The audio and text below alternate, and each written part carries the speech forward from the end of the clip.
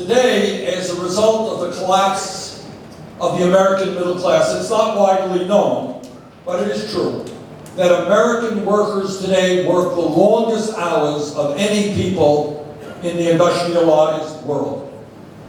We work incredibly long hours, and yet there are jobs being offered that provide workers with no pay vacation. That has got to end. Some of you may remember, and I want to make this point to tell you how far we have got to go. All of you remember reading in your elementary school or high school texts, history textbooks, and seeing pictures of workers 100 years ago marching down streets, holding up large signs and placards. What were they saying on those placards? That's right. What they were saying is, we are not beasts of burden. We are human beings. We want time with our families. We want time for education. We don't want to just work and work and work. 100 years have come and gone. And today, 85% of male workers are working more than 40 hours. 65% of women workers are working more than 40 hours. We need to pay attention to families and workers. We need to make sure that every family in America can spend time together with a paid vacation.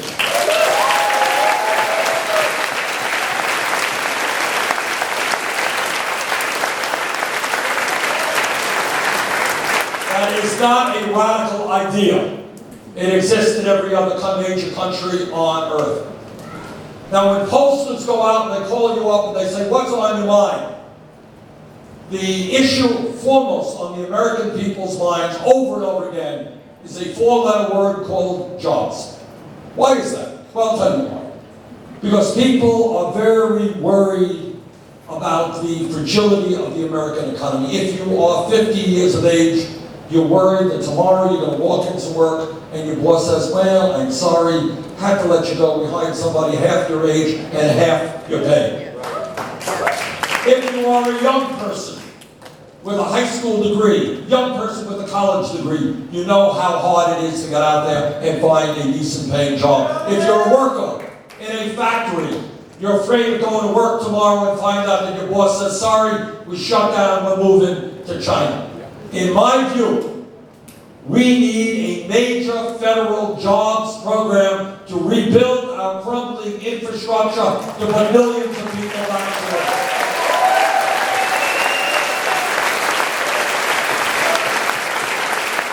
Our roads, our bridges, our water systems, wastewater plants, our rail system, our airports, way behind many other countries. We need trillions of dollars in investment. I've introduced legislation, $1 trillion over 5 years, rebuild our infrastructure, make us stronger, safer, more efficient, create 13 million decent paying jobs.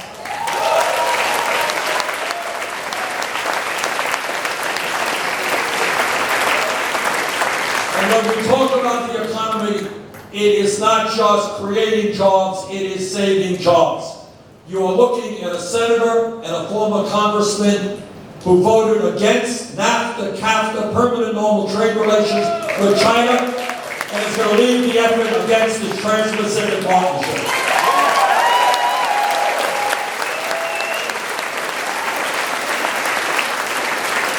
We need trade agreements to create jobs in America. Corporate America wants us to buy their products. How about producing those products here in America?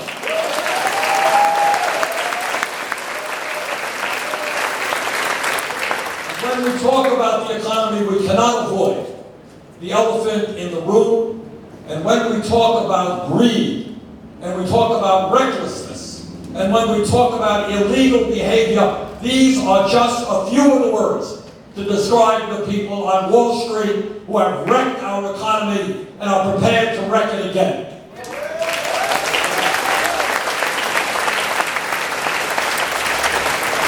The major financial institutions who created a situation in which we had the worst economic downturn since the Great Depression And we bailed them out, against my vote, by the way, but we bailed them out because they were too big to fail. Well, most of them now are a hell of a lot bigger today than they were before we bailed them out because they were too big to fail. A handful of institutions have enormous economic and political power. Their job is just to make money for themselves, not to support the productive economy. In my strong opinion, if a bank is too big to fail, it is too big to exist. Let's break them up.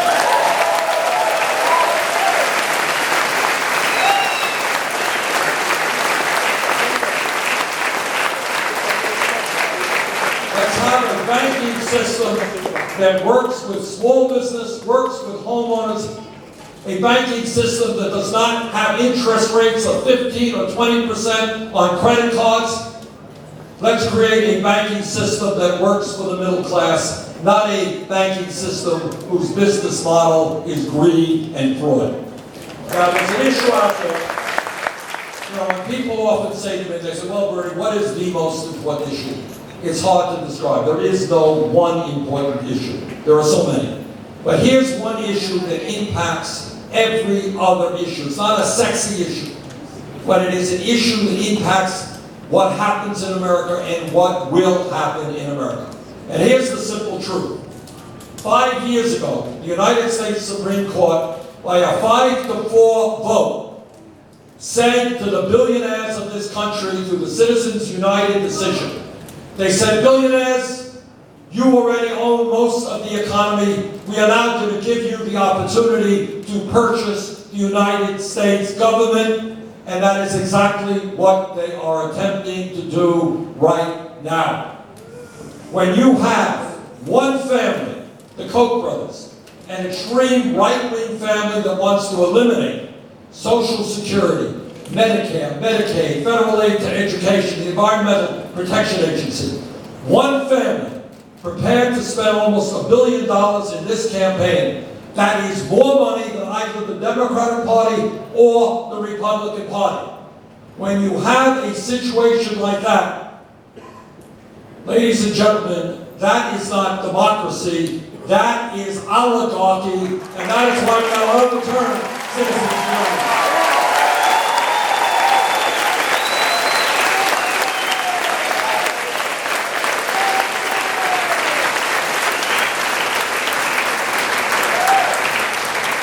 Interestingly enough, that's not me talking. Earlier this week, former President Jimmy Carter described America today as an oligarchy, and this is what he said, and I quote, with unlimited political bribery being the essence of getting the nomination for president or to elect the president, and the same thing applies to governors and United States senators. End of quote. What do you think the billionaires want when they make huge campaign contributions? Do you think they are worried about the needs of working families, the elderly, the sick, the children, the poor? Their greed is destroying this country, and with Citizens United, they are able to implement their greedy policies to an unprecedented degree. I have made very few campaign promises during this campaign. Well, let me repeat to you one promise that I have made, and that is I will not nominate any candidate to be a United States Supreme Court justice unless that man or woman is loud and clear and tells America that their first order of business will be to overturn Citizens United.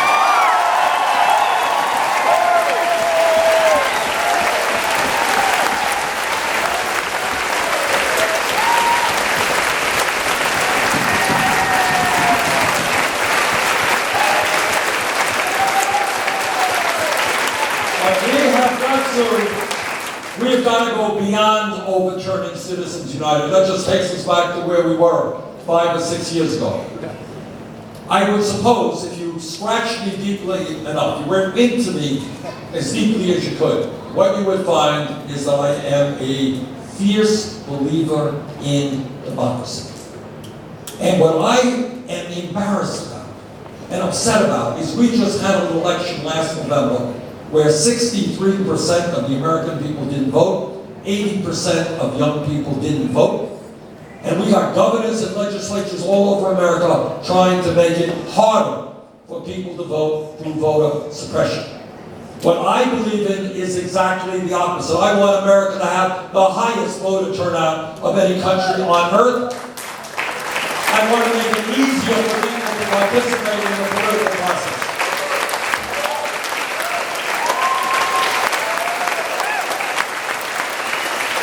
What I want is a politics in America where any working person, middle class person, low income person, regardless of their political views, conservative, moderate, progressive, I want to see them to be able, young people, jump up, participate in the political process, run for office without being dependent on wealthy people. You don't know how much time good people are spending on the phone raising money. Spend huge amounts of time, instead of holding meetings like this all over the country, people are on the phone begging money from wealthy people. That has got to change. That's why we need public funding of elections.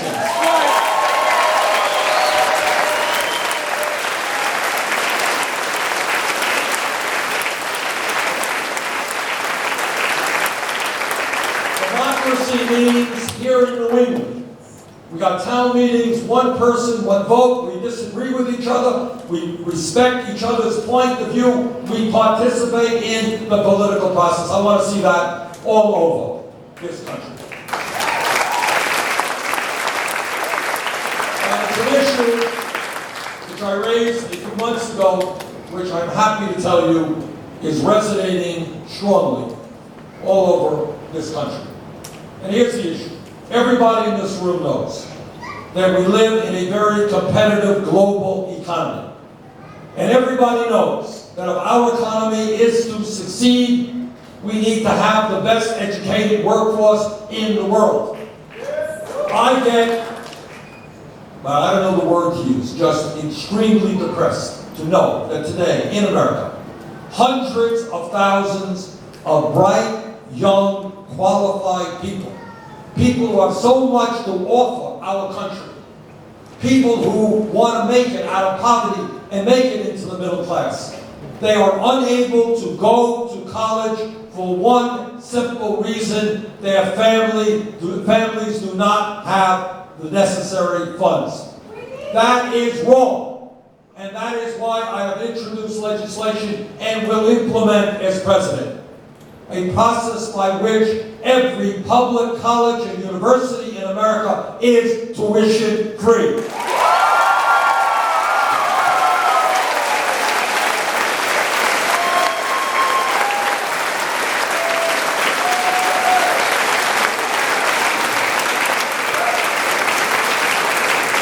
And brothers and sisters, this is not a radical idea. This is what used to exist in America 50 years ago. This is what exists in Germany and countries around the world. They understand that for the future of their country, you need a well-educated workforce. You don't discourage people from getting a higher education, you encourage them. And the other issue we have to deal with in terms of higher education financing is the absurdity, is the outrage that millions of young and not so young Americans are getting crushed by outrageously high levels of student debt. And this is an issue we have got to address.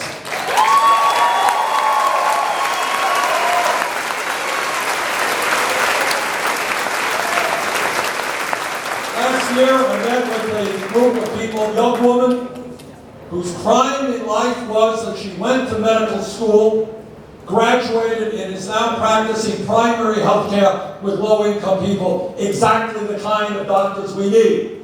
Her penalty for going to medical school, $300,000 in debt. Met a young woman in Iowa. Her crime for going to dental school, and we are in desperate need of dentists all over this country, $400,000 in debt. Kids graduating college, $40,000, $50,000, $60,000 in debt. Now here's the absurdity. Right now, many of the people holding student debt are paying interest rates of 7, 8, 10%. You can refinance your home today at 2, 3, 4%. If you can refinance at 3 or 4, you should be able to refinance your college debt at those interest rates.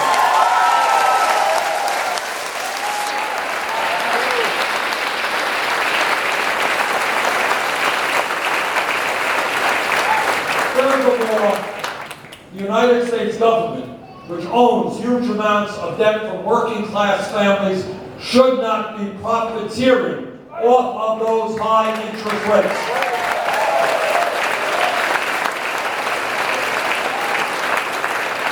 So those are the two issues regarding higher education. And I want to say one other thing about it. When you make public colleges and universities tuition free, it's not only good for the people who go to that school, they don't come out in debt. But this is what it also does. It becomes revolutionary for all of education. Because today in Exeter, today in Manchester, today in Burlington, Vermont, you got kids in the 4th and 5th grade, working class, low income kids, whose parents never went to college, whose neighbors never went to college, who don't believe that they can go to college. But what we say is to those kids, if you study hard, if you take school seriously, you will be able to get a college education regardless of the income of your family. This will revolutionize education.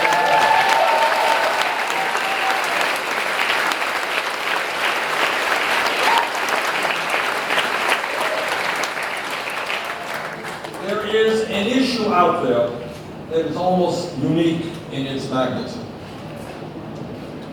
What the scientific community tells us, virtually unanimously, is that climate change is real, it is caused by human activity, it is already causing devastating problems, and if we do not get our act together and transform our energy system, the situation will become worse, much worse. And what we're talking about is more drought, more floods, more extreme weather disturbances, more acidification of the ocean. We're talking about international conflict as people around the world fight for limited natural resources. The United States of America must lead the world, work with China, work with Russia, work with India, to transform our energy system away from fossil fuel to energy efficiency and sustainability.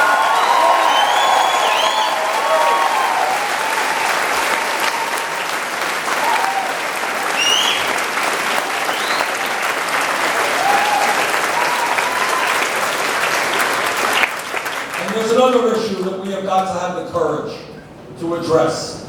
Some of you may know and some of you may not know. The United States of America today is the only major industrialized country that does not guarantee health care to all people as a right.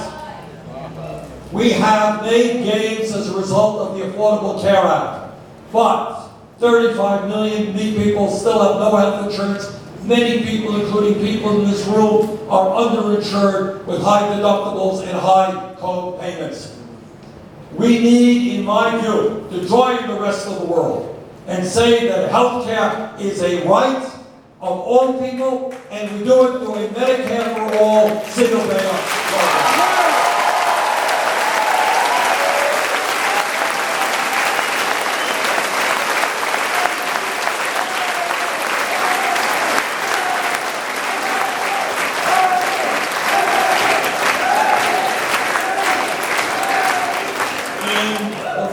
Many decades, we as Americans, despite the many, many serious problems we have, should be proud that we have gone a significant way to create a less discriminatory society.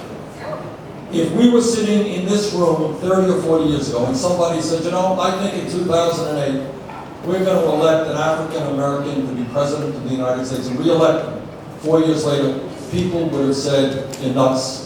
America is not prepared to do that. We did it. If people 30 years ago, 40 years ago would have said that we're going to have women governors and senators, that we're going to have women in jobs that nobody thought they would be in 30 or 40 years ago, that we were going to have a revolution in women's rights and combating sexism to the degree that we have, people would have said, "You're crazy, it's not going to happen." Obviously, we still have a long way to go, but we have made real progress. If people sitting here 10 years ago, not 30 years ago, had said that conservative states would now be passing legislation to allow for gay marriage, nobody would have thought that that was possible, but it happened.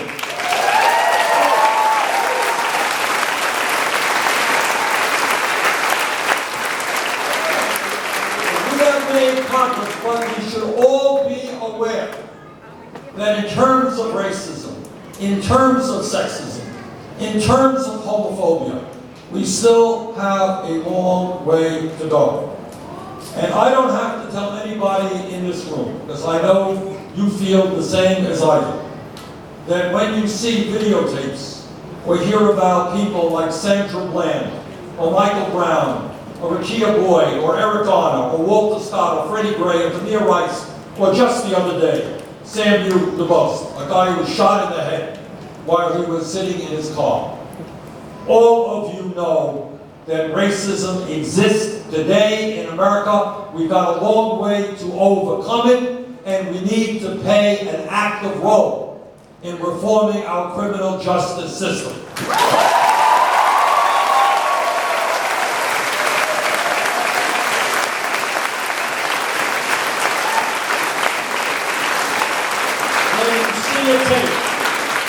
When you see a tape of a middle-class woman like Sandra Bland being dragged out of her car, thrown to the ground, assaulted, handcuffed, thrown in jail for the crime of not signaling a right turn and dying as a result of that, you know and I know that would not have happened to a middle-class white woman. And that is our thing.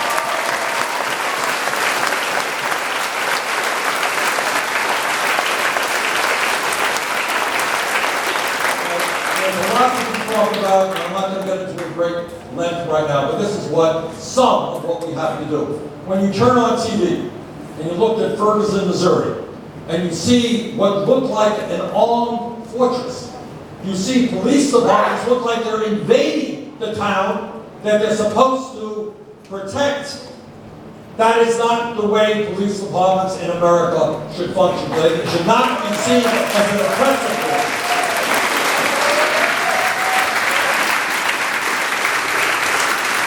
When I was mayor of Wilmington, we moved toward the concept of community policing, which is something that exists in many communities around America. That means making police departments part of the community, integrating them into the community, so that when people have trouble, there's Joe the cop that they know, they can go to, that they trust. He knows them. I want police departments to be part of the community, not an oppressive force in the community.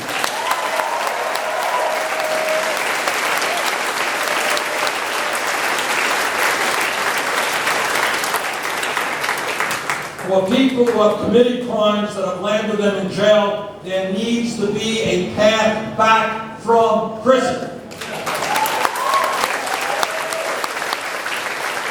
What we're doing right now is we release these people from jail. They got no money, they got no housing, they have no jobs, and we're just shocked at the high rate of recidivism. That's absurd. We also have got to make sure that we deal with things like minimum sentencing. Judges should have flexibility in terms of how they sentence people. We need to focus on mental health. Many of the people in jail have serious mental health issues.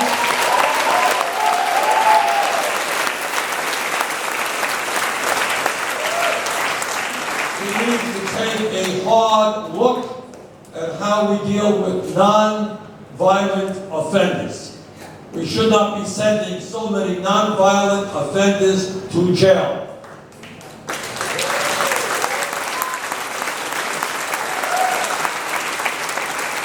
So there's a lot to be done, but the goal is to keep people out of jail. The goal is, when people are in jail, to make sure they don't return to jail when they come out. The goal is not to destroy people's lives by sending them to jail when they're non-violent. Those are some of the issues that we have got to deal with as we reform our criminal justice system.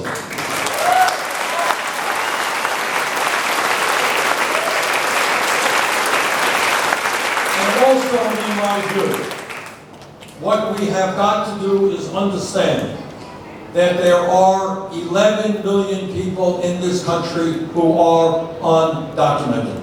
They are being exploited. I was just in Phoenix last week. Beautiful young woman, 16, 17 years of age, came up to me crying, tears in her eyes. The fear that she or family members will be deported. We need comprehensive immigration reform. We need to give legal status to those people who are in this country right now. We need a path toward citizenship.